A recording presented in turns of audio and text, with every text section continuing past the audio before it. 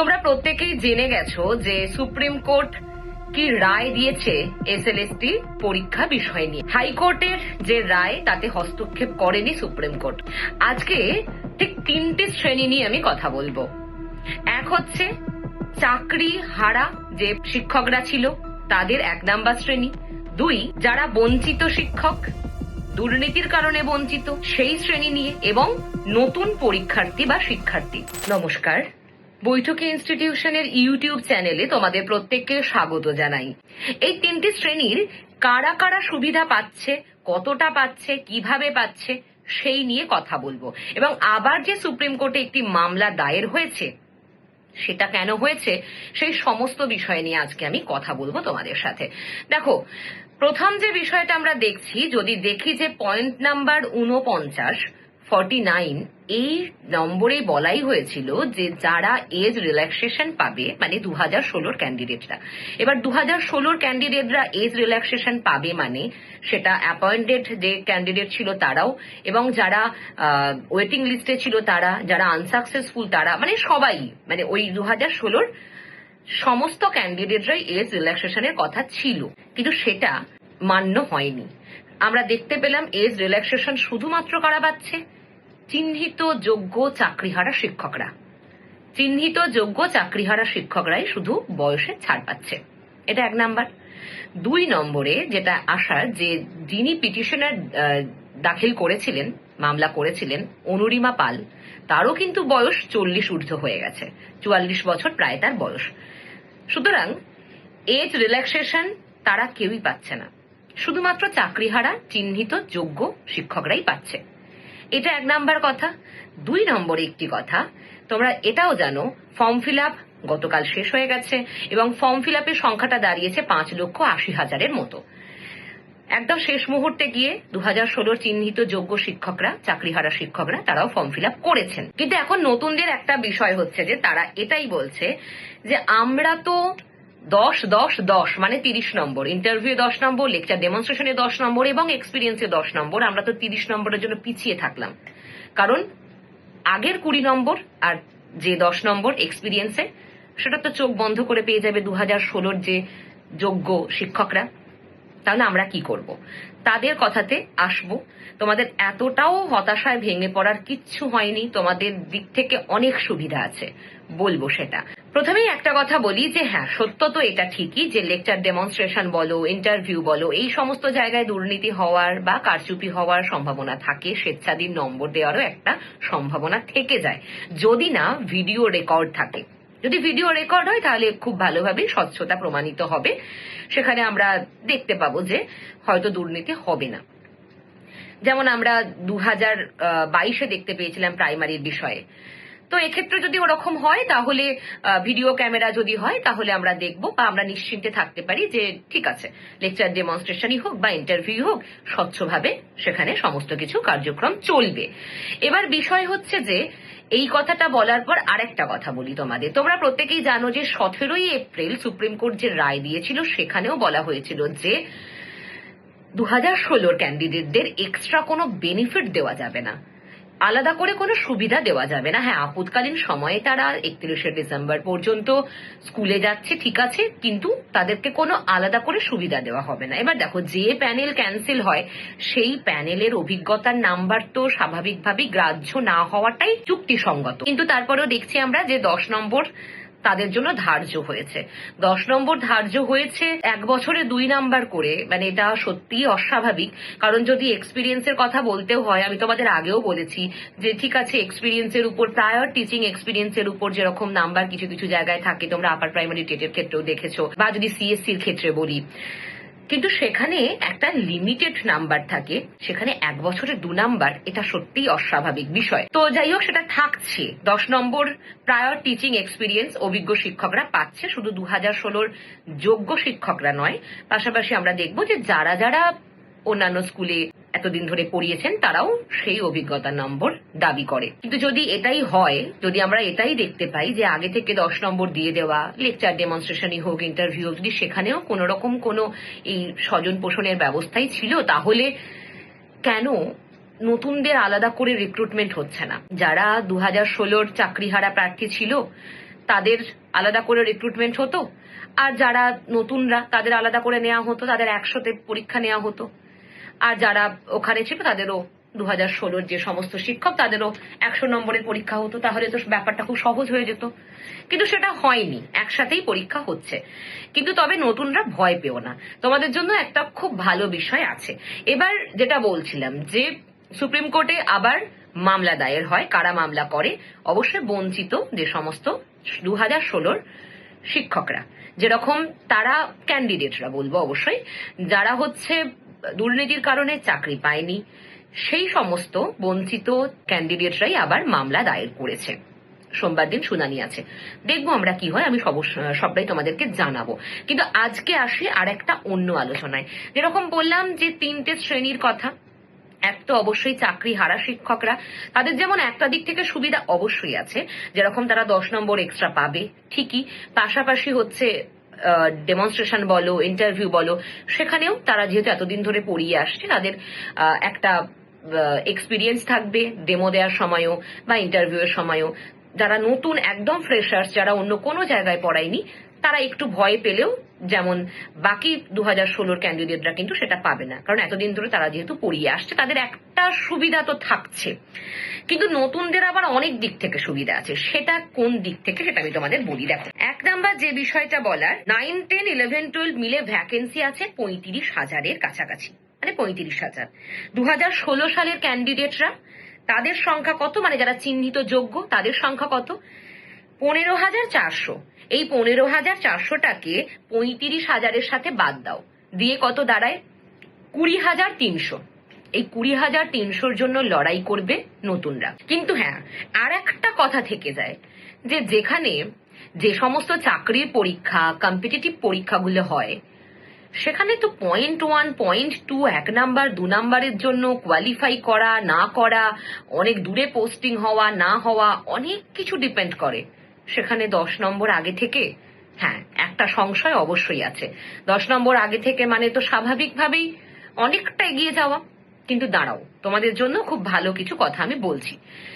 যারা অনেকটা নানান জায়গায় কমেন্ট করছিলে, ভয় পাচ্ছিলে, দেখো যারা প্রকৃত পড়াশোনা করছো তারা কিন্তু খুব একটা ভয় পাচ্ছ না, কারণ তারা নিজেরা জানো তোমরা চাকরি পাবে। যারা এখনো সংশয়ের মধ্যে আছো, তাদেরকে আমি বলবো সাবধান হও, বেশি করে পড়াশোনাটা করো। এবার আসি একটা খুব বাস্তব কথায়, যে যারা যোগ্য শিক্ষক চাকরি হারিয়েছিলেন, তাদের যেমন সুবিধা আছে, তোমাদেরও তেমন কিছু সুবিধা আছে। যেমন কোন দিক থেকে সুবিধা? ওই যে বললাম 20,300, এই সিটটা কিন্তু তোমাদের। তোমরা এই 20,000 সিটটার জন্যই যদি শুধু লড়ো, সেখানেও অনেক চাকরি পাবে। 20,300 এটাও কম নয়, 1 নাম্বার এটা। 2 নম্বরে যেটা, সেটা হচ্ছে যে দেখো 2016 সালের যে সমস্ত ক্যান্ডিডেট ছিল যারা চাকরি পায়নি, তারা বয়সের জন্য ফর্ম ফিল আপ করতে পারছে না, অনেকেরই বয়স পেরিয়ে গেছে, ফর্ম ফিল আপ করতে পারছে না।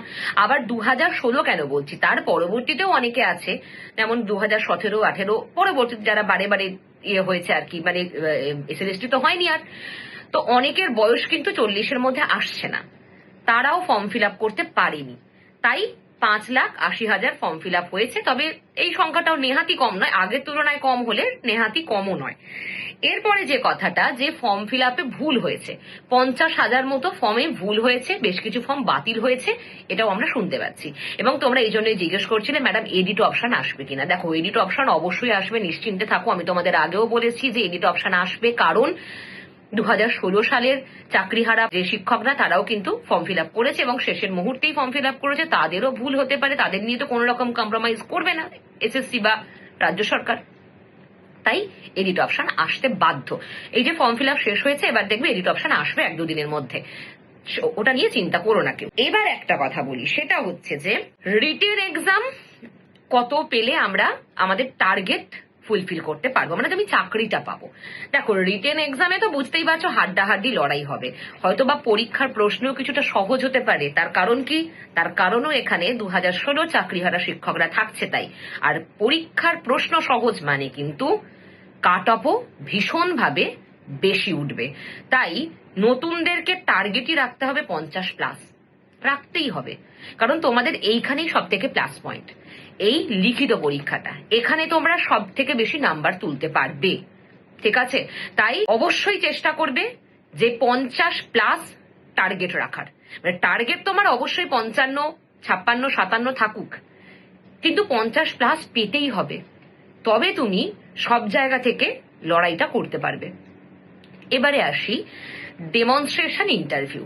দেখো, একটা কথা যেমন বললাম, ভিডিও থাকলে তো খুব ভালো, যদি না থাকে সেখানে বলি।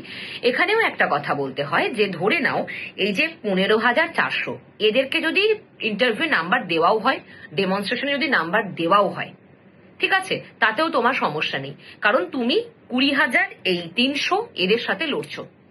20,300 সমান সঙ্গে তুমি যখন লড়ছো, সেখান থেকে তো তোমাকে কেউ কম নাম্বার দেবে না। তুমি তাদের মধ্যে থেকে ভালো ইন্টারভিউ দিলে, ডেমনস্ট্রেশন ভালো দিলে তুমি নাম্বার পাবে, একদম সহজে নাম্বার পাবে। এবার এখানে আরেকটা কথাও বলে রাখি, দেখো এই যে 15,400 এই চাকরিহারা শিক্ষকরা আছে, তাদের মধ্যেও দেখবে, তোমার কি মনে হয় সবাই কি লিখিত পরীক্ষায় খুব বেশি নাম্বার পাবে? কারণ প্র্যাকটিস এমন একটা জিনিস, তারা অনেক দিন থেকে ডিটাচ আছে, সেই কারণে তাদের পক্ষে খুবই মুশকিল হবে। হতে পারে তাদের ডেমো দেওয়াটা ইজি হবে, কিন্তু তাদের পক্ষে পরীক্ষার মানে রিটেন এক্সাম সেটা খুবই টাফ হবে।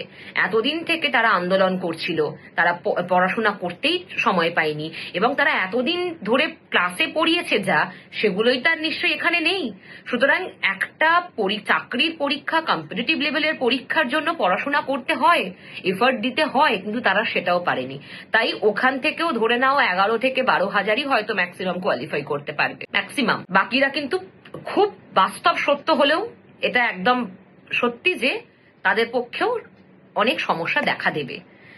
সেখানেও তোমরা একটা প্লাস পয়েন্ট পাচ্ছ। হ্যাঁ, শুনতে খারাপ, এখানে অবশ্যই যারা চাকরিহারা শিক্ষক আছে তাদের জন্য বিষয়টা অদ্ভুত হলেও কিন্তু ব্যাপারটা সত্যি যে প্র্যাকটিস না করলে চাকরি পাওয়াটা খুবই কঠিন হয়ে যায়, এবং পরীক্ষায় কোয়ালিফাই করাটা সব থেকে বড় কঠিন হয়। পরীক্ষায় আগে কোয়ালিফাই করার পর না বাকি ইন্টারভিউ প্রসেস বা বাকি যাবতীয় ইত্যাদি, এটা একটা বড় কথা।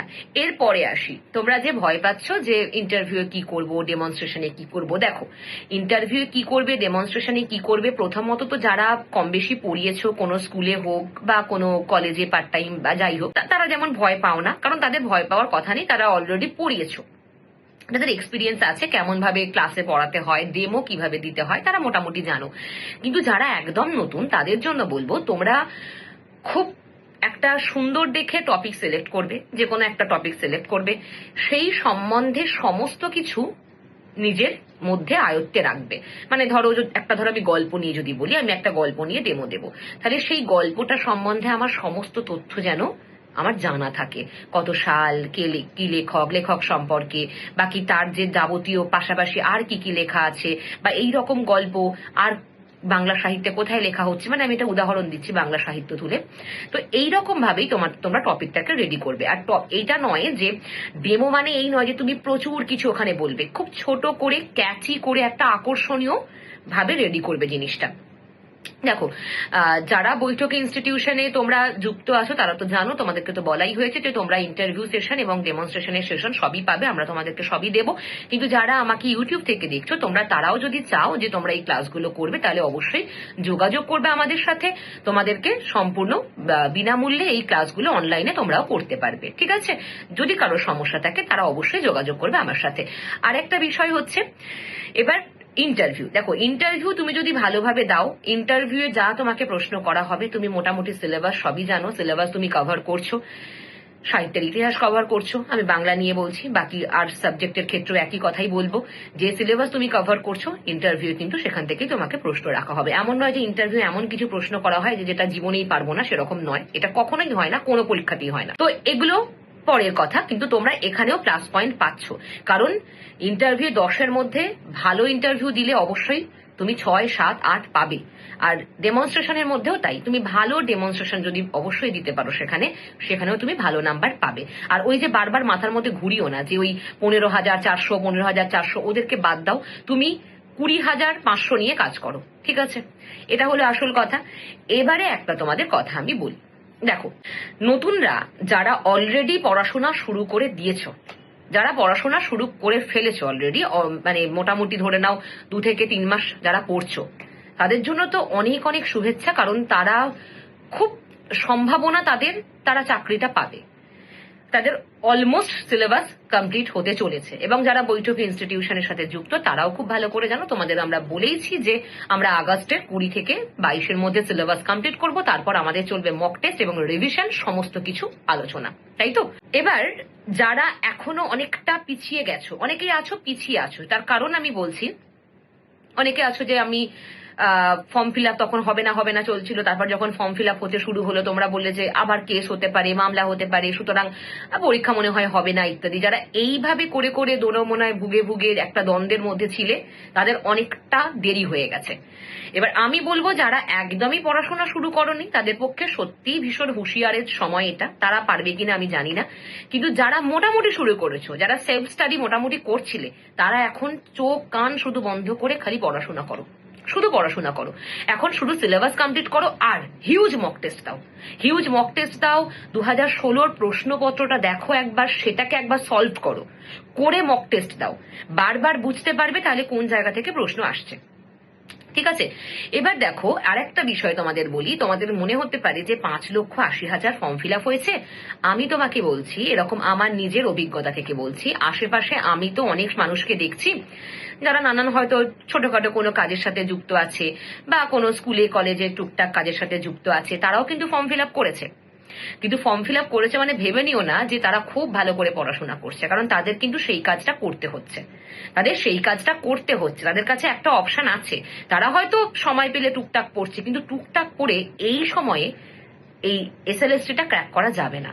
যারা ভীষণ সিরিয়াসলি পড়ছো, যাদের অপশন একটাই, যারা মরিয়া হয়ে পড়ছো, তাদের জন্য সত্যই খুব সুখবর, তোমরা খুব ভালো জায়গায় দাঁড়িয়ে আছো। কোয়ালিফাই করার সম্ভাবনা তোমাদের মানে 98%, একদম সত্য এটা।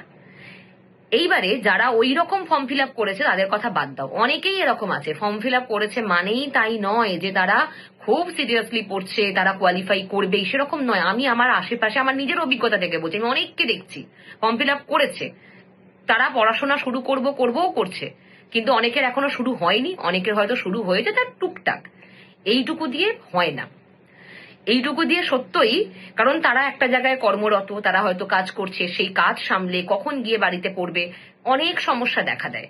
সুতরাং যারা নতুন করে শুরু করেছো, যারা একদম ফ্রেশার্স, যাদের হাতে আর কোনো অপশন নেই, যারা মরিয়া হয়েছে আমাকে চাকরিটা পেতে হবে, তারা চাকরিটা পাবে, আমি তোমাকে বলছি। এবার আরেকটা কথায় আসি, সেটা হচ্ছে ধরো একদম শেষ মুহূর্তে একটু ফাঁকিবাজি কথা বলবো, সেটা ধরো একদম যেহেতু আমরা লাস্ট মুহূর্তে আছি, 7 তারিখ আর 14 তারিখ পরীক্ষা হওয়ার সম্ভাবনা আছে এবং সম্ভাবনা প্রবল আছে, কারণ আমরা দেখতে পেলাম সুপ্রিম কোর্ট কোন রকম হস্তক্ষেপ করলো না এবং রবিবার দিন পরীক্ষা রাখা হয়েছে, সব মিলিয়ে কিন্তু পরীক্ষা হবে, আর কোনো কিছু জায়গা নেই, এবং যে সমস্ত চাকরিহারা শিক্ষক তারাও ফর্ম ফিল আপ করে ফেলেছে। সুতরাং পরীক্ষা হচ্ছে, পরীক্ষা হবে একদম মানে 100%, এটা তুমি নিশ্চিন্তে থাকো। আর ওই 7 তারিখ 14 তারিখই পরীক্ষা হওয়ার সম্ভাবনা আছে, তাই একটু আমি তোমাদের কথা বলি। আগামীকাল আমি একটা ভিডিও তোমাদের জন্যই করব, শুধু তোমাদের জন্য নয়, যারা এসএলএসটি দেখছো শুধু তাদের জন্য নয়, যারা নেট সেট জন্য পড়াশোনা করছো বা গ্রুপ সি গ্রুপ ডি পরবর্তীতে দেবে, আপার প্রাইমারি দেবে, যাই হোক যে কোনো কম্পিটিটিভ এক্সামের জন্যই আমি একটা ভিডিও করব তোমাদের। সেটা হচ্ছে তুমি যদি কোনো অপশন না জানো, ধরো তুমি 50টা প্রশ্ন পেরেছো, তুমি আর 10টা প্রশ্ন পারোনি, সেক্ষেত্রে ওই 10টা প্রশ্ন কিভাবে তুমি আন্দাজে ঠিক করে আসবে, আমি সাইন্টিফিক্যালি প্রত্যেকটা সূত্র তোমাদের দেখিয়ে দেব, সেখান থেকে তোমাদের 98% সঠিক হওয়ার সম্ভাবনা থাকবে। এটা অবশ্য আমি সাইন্টিফিক্যালি দেখাবো তোমাদের যে কিভাবে তোমরা যদি না জেনে থাকো সেই উত্তরটা ঠিক করে আসবে। কালকে আমি এটা তোমাদের নিয়ে কথা বলবো, কিন্তু বিষয়টা হচ্ছে তার মানে এটা নয় যে তুমি পড়াশোনা করবে না, পড়াশোনা না করে কিন্তু সেটা সম্ভব নয়। দেখো এটা আমি তোমাদের বলছি একদম, যেহেতু আমরা খুব ক্রিটিক্যাল একটা সিচুয়েশনে দাঁড়িয়ে আছি, সেই জন্য সেটা তোমাদের দেখাবো অবশ্যই। এটা আমি অবশ্যই নেট সেটের যারা পড়াশোনা করে একদম শেষ মুহূর্তে তাদেরকেও শেখাই বিষয়টা, কিন্তু শেষ মুহূর্তে কেন শেখাই, যাতে করে তারা সব পড়াশোনাটা আগে করে তারপর এই ট্রিক্সটা বলবো, ঠিক আছে? তোমাদেরকেও সে কারণে বলবো, সকলের জন্যই বলবো।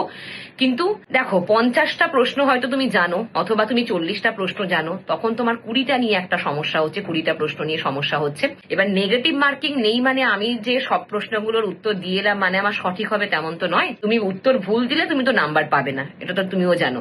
সুতরাং এইখানে কি করে তুমি উত্তরটা ঠিক করে আসবে আমি সে কথাটা বলবো তোমাদের, কিন্তু এর মানে এই নয় যে না পড়ে আমি পরীক্ষায় যাব। ভালোভাবে পড়াশোনা করো, প্রত্যেকে ভালো করে পড়াশোনা করো। আমি নিজে একটা তোমাদের কথা বলতে পারি যে দেখো, প্রত্যেকটা সময়ই দেখবে যে অনেক মানুষ অনেক নেগেটিভ কথা বলবে তোমাকে, তারা হয়তো তোমাকে ডিমোটিভেট করার চেষ্টা করবে, কারণ এটা সকলের সাথে হয়। আমার নিজেও আমি খেয়াল করেছি এটা, আমি যখন নিজে গ্রাজুয়েশন করেছি, মাস্টার্স করেছি, পরবর্তীতে যখন যা কিছু করেছি, তো সব জায়গাতেই দেখেছি যে এরকম লোকজন আছে যারা অনেক কিছু বলে থাকে, তাদের কথায় কান দিলে কিন্তু চলে না। তুমি তাদের কথায় কান দেবে না, তুমি নিজের প্রিপারেশনটা এমন করে করো যেন তারা পরবর্তীতে তোমার দিকে তাকিয়ে মানে মনে হয় না যে মনে খুব হিংসে থাকলেও মুখে যেন প্রশংসা করতে বাধ্য হয়, সেরকম ভাবে তুমি নিজেকে তৈরি করো। এটা না করতে পারলে খুব সমস্যা আছে জীবনে। এটা আমি তোমাকে আমার অভিজ্ঞতা থেকে বলছি তোমাদের। এবং তোমরা প্রত্যেকেই পারবে, এমন নয় যে কেউ পারবে না, সবাই পারবে। ভয় পাচ্ছ যে খুব কম সময় পারবো না, টেনশন করছো, টেনশন করো না, একদমই টেনশন করো না। কারণ সবসময় মাথায় রাখবে যে এই সময়ে খুব শান্ত মাথায় ঠিকভাবে পড়াশোনা করতে হবে, ঠিক আছে? এবং যে যা বলছে বলতে দাও। তুমি তাদের সাথে পারলে এখন বন্ধু বান্ধব যা আছে যারা এরকম নেগেটিভ কথাবার্তা বলছে সবাইকে বাদ দাও, সবাইকে বাদ দাও। এসএলএসটি একবার পেয়েছো, সুযোগ পেয়েছো, দেখো একটা সরকারি চাকরির সম্মানটা তো খুব বেশি, প্রত্যেকেই তোমরা জানো সেটা। সম্পূর্ণ রকম তোমার জীবনটাই পরিবর্তিত হয়ে যাবে এই চাকরিটা তুমি যদি সত্যি ক্র্যাক করতে পারো। তাই সেইভাবে নিজেকে তৈরি করো, প্রচুর পরিমাণে মক টেস্ট দাও। এখন এমন পড়ো, মানে এমনই পড়ো যেন সেই একটা সময়ের পর নিজেটা বলতে পারো যে আমি প্রচন্ড পড়েছি, তাই এই চাকরিটা আমি ছিনিয়ে নিয়েছি। মানে চাকরিটা তোমাকে কেউ দেবে না, দয়া করে কেউ দিচ্ছে না, তুমি ছিনিয়ে নেওয়ার মতো ক্ষমতা রাখো যে তোমাকেই পেতে হবে। যারা আমার ভিডিওটা দেখছো তারা এইভাবে পড়াশোনা করো, কারণ এইভাবে না পড়াশোনা করলে কিন্তু খুব মুশকিল আছে। যেভাবে মাস্টার্স পড়েছো বা যেভাবে যারা গ্রাজুয়েশন করেছো যখন, সেগুলো কিন্তু অন্য কথা। কারণ তখন দেখবে যে 1-2 নাম্বার এদিক ওদিক কেউ পেলে অসুবিধা হয় না, কেউ যদি 5 নাম্বার বেশি পায়, কেউ যদি 10 নম্বর বেশি পায়, সেখানে কোনো সমস্যা নেই। কিন্তু সমস্যা কোথায় থাকে? চাকরির পরীক্ষায়, সেখানে যেন তোমাকে কেউ বিট করতে না পারে। তুমি সেরকম ভাবে পড়াশোনা করো। তাই প্রত্যেককে বলছি ভীষণ ভালো করে এগিয়ে চলো। সকলের জন্য অনেক অনেক শুভেচ্ছা জানাচ্ছি এবং আগামীকাল তোমাদের সাথে আবার দেখা হবে। আর যদি কোনো রকম প্রশ্ন তোমাদের থাকে আমাকে অবশ্যই জানিও। আর একটা শেষ কথা বলে যাই যে অনেকে আমাকে প্রশ্ন করছিল যে madam group C group D কবে বেরোবে। আমি তো সত্যই কি বলবো ভেবে পাচ্ছি না, কারণ একই সাথে চাকরি ক্যান্সেল হলো, একই সাথে চাকরি যখন বাতিল হলো এবং এই একই সময়ের মধ্যে গ্রুপ সি গ্রুপ ডির পরীক্ষাও কিন্তু নেয়ার কথা ছিল এবং তাদেরও ভবিষ্যৎ অন্ধকারের দিকেই এগিয়ে চলেছে, কিন্তু সেরকম কোনো নোটিফিকেশন এখনো নেই। তবে এই ফর্ম ফিল আপ বন্ধ হলো আমরা দেখতে পেলাম, যেহেতু এসএলএসটির ফর্ম ফিল আপটা বন্ধ হয়েছে, এবার দেখা যাক হয়তো গ্রুপ সি গ্রুপ ডি খুব তাড়াতাড়ি বেরোতে পারে। তোমরা যারা সেলফ স্টাডি করছো একদম হতাশ হইও না, তারা কিন্তু চালিয়ে যাও, পড়াশোনা একটু একটু করে শুরু করো, পারলে একটু বেশি করেই করো, কারণ সময় খুব একটা বেশি পাবে না। প্রত্যেককেই বলছি, এসএলএসটি যারা পড়ছিল তাদেরকে এতক্ষণ বললাম, এবং গ্রুপ সি গ্রুপ ডি যারা দেখছো তাদেরকেও বলছি যে পড়াশোনাটা চালিয়ে যাও, না হলে কিন্তু যেই নোটিফিকেশন দেবে, পরীক্ষার ডেট দিয়ে দেবে, তখন খুব মুশকিলে পড়বে। তাই চালিয়ে যাও। অলরেডি আমাদের ইনস্টিটিউশনেও শুরু হয়ে গেছে ক্লাস, আমরাও ক্লাস শুরু করেছি এই জন্যই, কারণ হচ্ছে সময় তো নেই বেশি। হঠাৎ করে হয়তো কোনো এক মধ্যরাতে একটা নোটিফিকেশন চলে আসবে, হঠাৎ করে একটা মধ্যরাতে ডেট দিয়ে দেবে। তো সেই জন্য নিজেকে তো তৈরি রাখতে হবে, নিজেকে খুব ভালো করে তৈরি রাখো। আর সব সময় মাথায় রাখবে কোথায় কি হচ্ছে আর কিছু দেখে লাভ নেই, এখন শুধু 7 তারিখ আর 14 তারিখ এই দুটো ডেট মাথায় রাখো। আর যারা অলরেডি অনেকদিন থেকে পড়ছো তারা 15ই আগস্ট বা যে 20 তারিখ, আগস্ট মাসের 20 তারিখের মধ্যে সিলেবাস কমপ্লিট করার চেষ্টা করো। তারপর হিউজ পরিমাণে মক টেস্ট দাও, তোমাদের জন্য প্রচুর পরিমাণে মক টেস্ট নিয়ে আসা হচ্ছে, বৈঠকি ইনস্টিটিউশন আনছে, তোমরা সেখানে মক টেস্ট দেবে। তোমরা বৈঠকি ইনস্টিটিউশনের অ্যাপ্লিকেশনটা ডাউনলোড করে রাখতে পারো। এটা মাথায় রাখবে, মক টেস্ট কিন্তু সবসময় সাফল্যের চাবিকাঠি। আমি নিজের অভিজ্ঞতা থেকে বলছি, আমি নিজেও যখন নেট জেআরএফ করেছি, তার পরবর্তীতে সমস্ত কিছু হয়েছে, এই সমস্ত জায়গাতেই এই মক টেস্ট কিন্তু ভীষণ একটা গুরুত্বপূর্ণ জায়গা। তো মক টেস্ট বেশি করে দাও, কারণ মক টেস্ট দিলে তবে তুমি তোমার যে জায়গাগুলো দুর্বল সেগুলো জানতে পারবে, না হলে কিন্তু পারবে না। ঠিক আছে? তো বেশ, সকলে ভালো থাকো, দেখা হবে আবার কালকে ভিডিওতে।